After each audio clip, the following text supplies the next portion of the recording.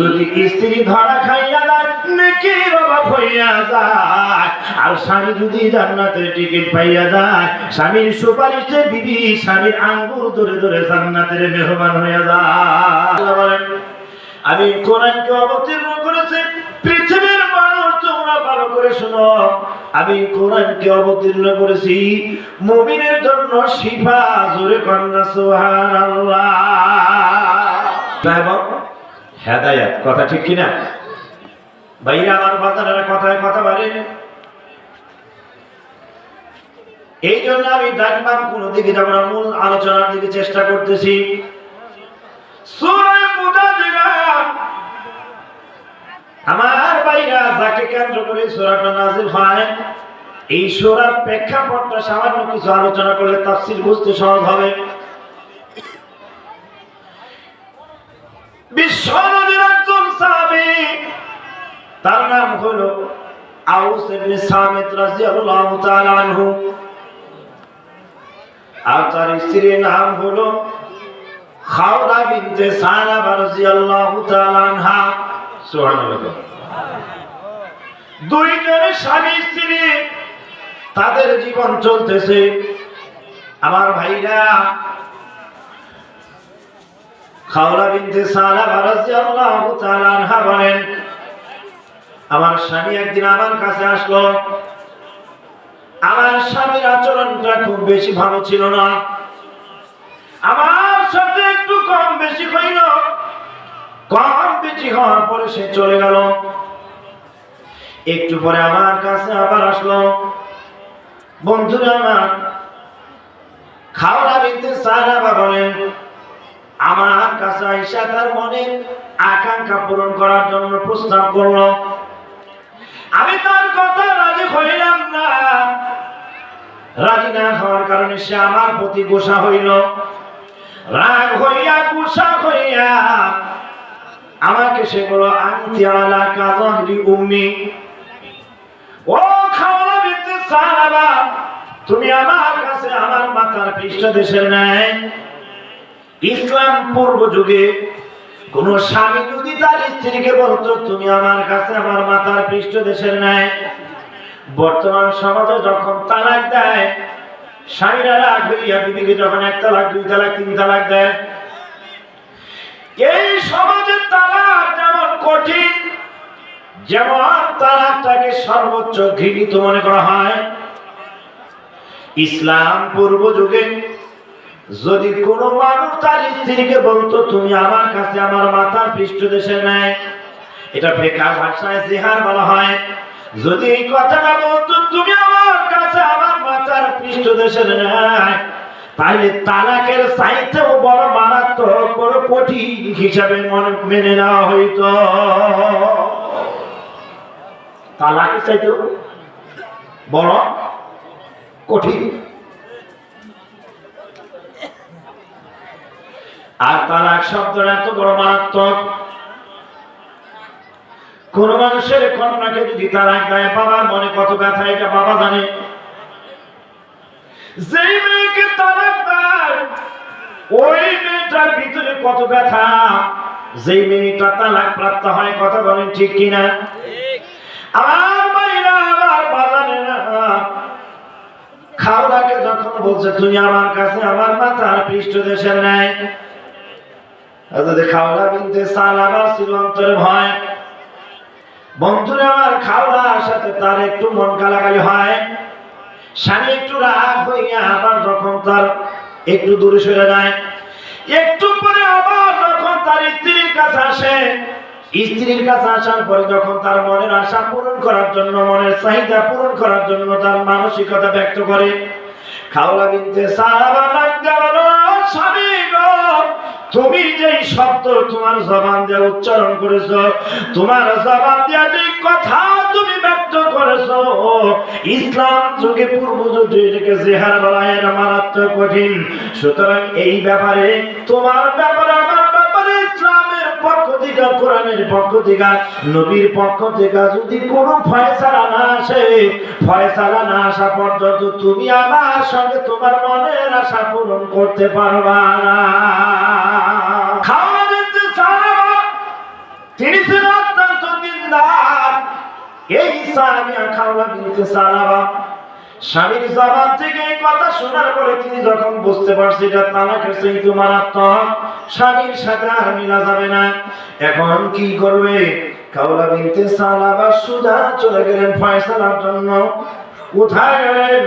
বিশ্ব নবী মুহাম্মদুর রাসূল সাল্লাল্লাহু আলাইহি সাল্লামের হুজরায় চলে গেলেন। নবীর ঘরের কাছে গিয়ে দাঁড়াইলেন, দরজা নক করলেন। দরজা খোলার পর ভিতরে ঢুকলেন। হযরত খাওলা রাদিয়াল্লাহু তাআলা আনহা ডাকলেন, নবী, আমার স্বামী আমাকে এই কথা বলেছে, সুতরাং আমার ব্যাপারে আর আমার স্বামীর ব্যাপারে কি ফয়সালা? বিশ্বনবী বলেন, খাওলা, তোমার ব্যাপারে এই বিষয় এখন পর্যন্ত কোরআনের কোনো দলিল আসে নাই, কোন কোরআনের আয়াত নাযিল হয় নাই। নবীজি যখন এই কথা বলছে, খাওলা দুটি চোখের পানি ছেড়ে দিয়া মাটিতে কইরায়া কান্দে, চোখের পানিতে গাল বাইয়া পানি পড়তেছে, বুক ভেসে যাচ্ছে। খাওলা মাটিতে গড়ায়া কান্দে আর ডাক দেয়, নবী গো, আমি এখন অনেক বয়স হয়ে গেছি, আমি বার্ধক্যে পৌঁছে গেছি, আমি বুড়ি হইয়া গেছি, আমি যে আমার গর্ভে সন্তান ধারণ করেছি, এই সন্তান আমি তার জন্য গর্ভে সন্তান ধারণ করেছি, আমি আমার এই জওয়ানি তার কাছে আমার যৌবন শেষ করেছি।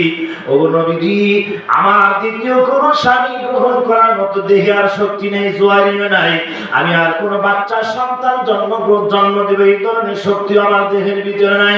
ও নবীজি, আমার ঘরে চারটি সন্তান, এই চারটি সন্তান এখন আমি নিয়ে কোথায় যাব? এই সন্তানের খাবারের ব্যবস্থা কে করবে? এই সন্তানের ভরণ পোষণ কে করবে? আমার ভরণ পোষণ কে করবে? আমি তো দ্বিতীয় স্বামী গ্রহণ করার মতো শক্তি আমার দেহে না।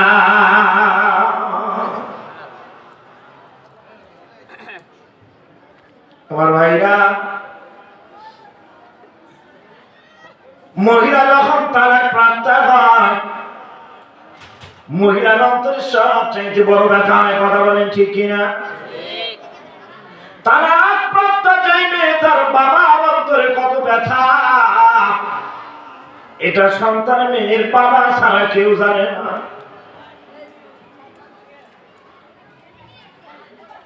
তালাক শব্দ কখনো তো উল্লেখ করি আমার যুবক ভাইরা, আমার বাজারের যারা আছো, ইসলামের মধ্যে সবচেয়ে ঘৃণিত, সবচেয়ে নিম্ন শ্রেণীর জায়েজ হলো তালাক। কথা ঠিক কিনা? ইসলামের মধ্যে যতগুলি ব্যবসা আছে, ব্যবসার মধ্যে সবচেয়ে নিম্ন শ্রেণীর হালাল ব্যবসা হলো পাটার ব্যবসা করা। আমার ভাইরা, এই জন্য আপনারা খেয়াল করবেন, তালাক একটা মারাত্মক অপরাধ।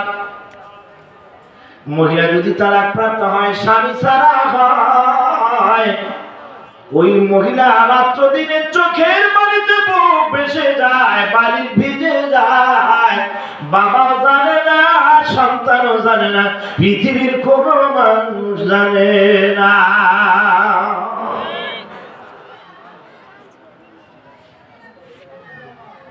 আমার ভাইরা, যার স্বামী নেই সেই মহিলা বুঝে স্বামী কি ধন, কোটি কোটি টাকার মালিক, কিন্তু স্বামী নাই, এই সম্পদের কোনো মূল্য বিবির কাছে না।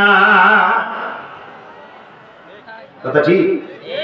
স্বামী একেবারে কালো, একেবারে খাটো, ল্যাংড়া লোলা, তারপরে একটা বৃক্ষ, বট বৃক্ষের ছায়া,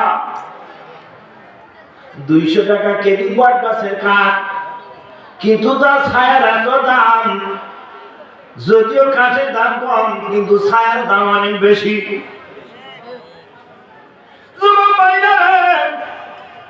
যাদের মা বাবা আছে, বাবা তোমার জন্য সম্পদ রাখে নাই, জায়গা নাই, জমি নাই, মূর্খ, কিন্তু তোমার বাবা হলো বট বৃক্ষের ছায়া। খারাপ আচরণ করুন।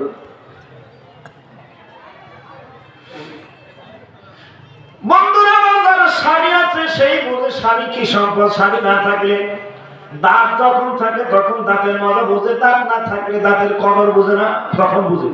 আছে যতক্ষণ ততক্ষণ বোঝে না। ভাইরা সদরঘাটে যায় দেখবেন যেই নৌকার মাঝি নাই ওই নৌকার উপরে সবাই পালায়। হ্যাঁ, এই জন্য আমি মাঝে মাঝে মিলা বলি, মাঝি ছাড়া নাও আর আষাঢ়ি ছাড়া দাও। সমুদ্রের পারে বাড়ি আর দাড়ি টুপি ছাড়া হইল কারি। সদর ঘাটে, ডামরা ঘাটে, সিলবাড়ি ঘাটে, বালাসী ঘাটে, বাহাদুরাবাদ ঘাটে দেখছি অনেকগুলি নৌকা চাপানো আছে। যেই নৌকা সিরিয়াল ওই নৌকা লাগায়, কিন্তু ওই নৌকার উঠতে গেলে আরেকটা নৌকার উপরে পাড়া দিয়ে যদি উঠতে চান, মাঝি যদি না থাকে কেউ দেখে না। আর ওই নৌকার মাঝি থাকলে ভাই কি কথা ঠিক কেন? যেই মহিলার স্বামী নাই, কোটি টাকার সম্পদ আছে বাজান, স্বামী ওই মহিলার অন্তরে কোনো শান্তি না। মহিলা আল্লাহ বলছেন উলাইকা হুম শাররুল বারিয়া। মানুষ তো দুশমন জানোয়ার, শিগাল চোরের চাইতে নিকৃষ্ট কেন? ভাইরা আমার, বাবা আমার, আপনার বাড়িতে কুকুরি পুষ মাসে বাচ্চা দিবে, 4টা বাচ্চা হয়। ওই কুকুরের বাচ্চা কুকুরিটা ওই বাচ্চাগুলিকে আগলায় রাখে, বন্ধু সুন্দর করে রাখে। বাচ্চার পাশে যদি কোনো মানুষ যায়, তার আকর্ষণ দেখে মানুষ ভয়ে পালাইয়া যায়। বাচ্চাকে রাইখা কুকুর পর্যন্ত যায় না। কিন্তু আমাদের দেশের কিছু মা বোন আছে, ও সন্তান 6 মাস, 1 বছর, 2 বছরের সন্তান চাইনা টাকা লোভে পরকিয়া কইরা সব চালাইয়া চলে যায়। এই জন্য আমার বাজানদেরকে বলবো, আমার মাদেরকে বলবো, স্বামী এবং স্ত্রী তার দাম্পত্য জীবনটা এত সুখের। স্বামী এবং স্ত্রী দুইজন এত সুন্দর জীবন গো। আল্লাহ কোরআনের আরেক শব্দের মধ্যে বলেন হুন্না লিবাসুল লাকুম ওয়া আনতুম লিবাসুল লাহুন। আনতুম লিবাসুল লাহুন, ওই মহিলারা তোমাদের জন্য হইল লেবাস। আবার আল্লাহ রাখতে কয় ও পুরুষরা, ওই পুরুষেরাও হইল তোমাদের জন্য লেবাস। একে অপরের জন্য আল্লাহ বলছে মহিলারাও তোমার জন্য লেবাস। আবার কয় পুরুষ তোমাদের জন্য মহিলা লেবাস। আবার মহিলাদেরকে ডাকতে কয় পুরুষরাও তোমাদের জন্য লেবাস। সুবহানাল্লাহ। আর সুবহানাল্লাহ বলো। আল্লাহর ভাষা না, ওয়াজটা কত সুন্দর দেখে। আল্লাহ এটা বুঝাইতে গিয়ে বলেন লেবাস কেন বললেন? তাফসীরে মাযহারিতে আল্লামা কারি সানাল্লাহ পানিপতি রাহমাতুল্লাহ আলাইহি বলেন, আমার ভাইরা, আমার বাজানেরা, লেবাস শব্দ কেন বললেন? বলে পুরুষ এবং মহিলা দুইজনে যেই পোশাক আমরা ব্যবহার করি, এই পোশাক একজন আরেকজনকে সম্মান বাড়ায়। আমার মুসলমান ভাইরা, লেবাস মানুষকে 3টা জিনিস উপকার করে। একটা হলো লেবাস মানুষ তোমার আমার সম্মান বাড়ায়। 2 নাম্বার হলো লেবাস তোমাকে তোমার আমার ইজ্জত ঢেকে রাখে। 3 নাম্বার হলো লেবাস তোমাকে আমাকে আরাম দেয়। আল্লাহ বললেন পুরুষেরা তোমাদের জন্য লেবাস, মহিলারাও স্বামীদের জন্য পুরুষের জন্য লেবাস।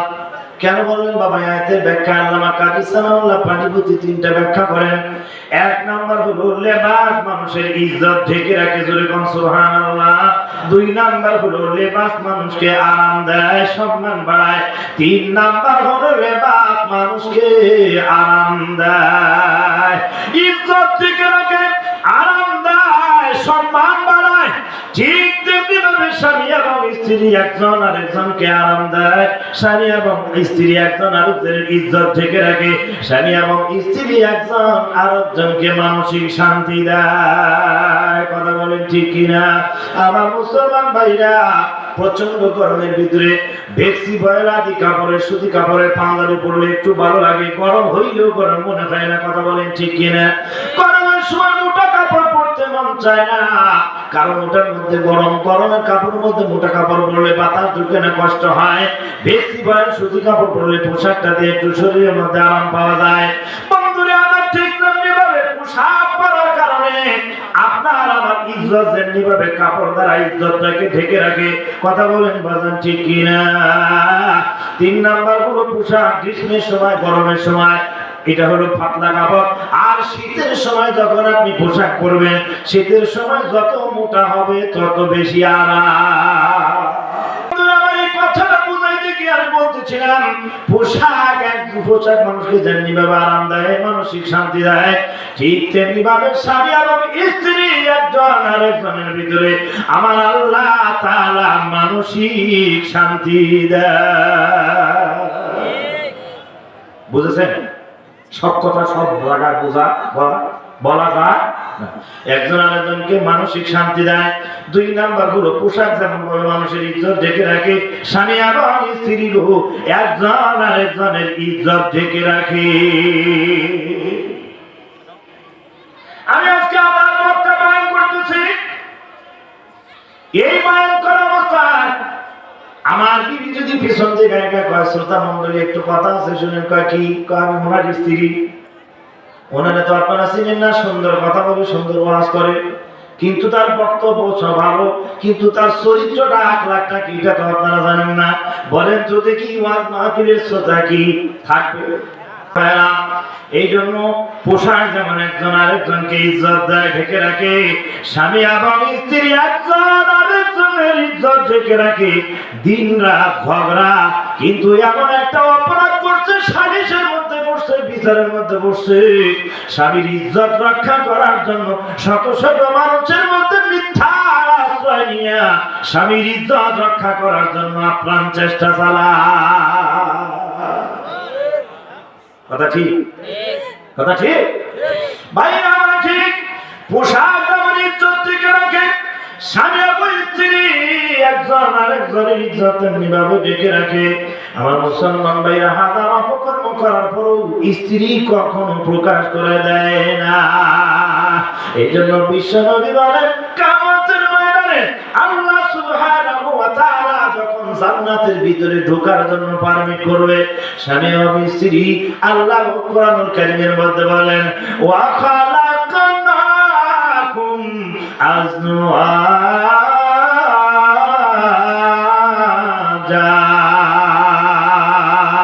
আল্লাহ সৃষ্টি করেছি জোড়ায় জোড়ায়, জান্নাতের ভিতরে দিব আমি জোড়ায় জোড়ায়। জোরে কম সুবহানাল্লাহ।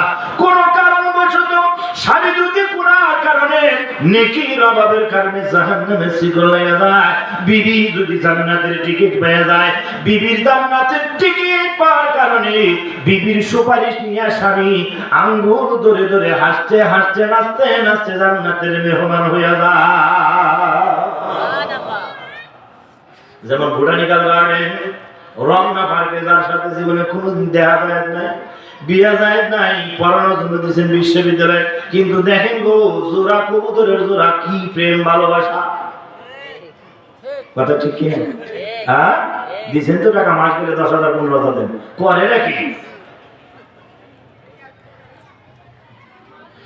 আল্লাহ বলেন জান্নাতের ভিতরে স্বামী একা যাবে না, স্ত্রী একা যাবে না।